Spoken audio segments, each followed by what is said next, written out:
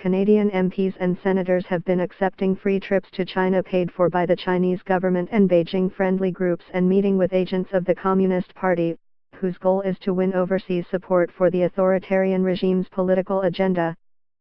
Since 2006, parliamentarians have taken 36 trips to China sponsored by arms of the Chinese government or business groups seeking closer ties and trade with the one-party state and world's second biggest economy, according to travel records kept by the Senate and House of Commons. There are no laws banning Canadian legislators from accepting such junkets, and other countries occasionally cover the travel costs of parliamentarians who visit their countries. Story continues below advertisement. Canada won't rush into free trade deal with China, Minister says. Canadians doing business in China should be warned of possible trouble, former envoy says. But those countries aren't trying to assert global influence for a dictatorial government. Australia and New Zealand have raised concerns about China's attempts to gain influence, from paying for junkets of foreign politicians to making political donations.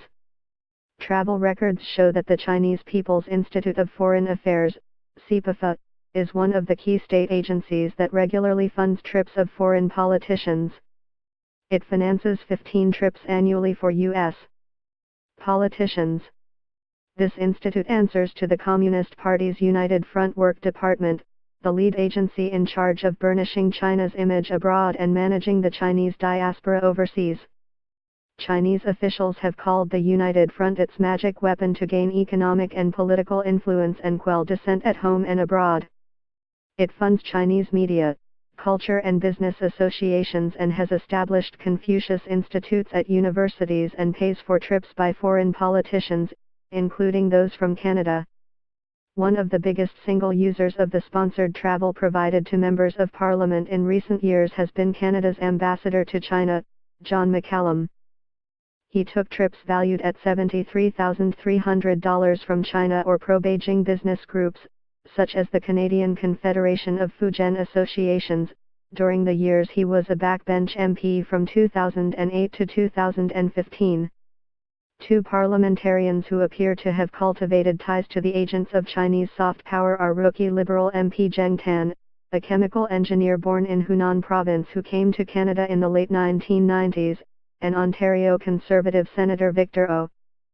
Story continues below advertisement. Story continues below advertisement. Mr. O and Mr. Tan serve on the board of the Canada Confederation of Shenzhen Associations, along with 5 Toronto area city councillors.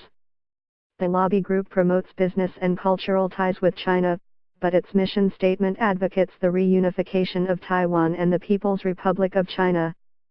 Mr. Tan, the first Canadian born in mainland China to be elected to Parliament, was only a rookie when he managed to secure the job of co-chair of Parliament's Canada-China Legislative Association in December of 2015, a group of MPs and senators who have an interest in building closer ties to Beijing. The group receives taxpayer funding to visit China.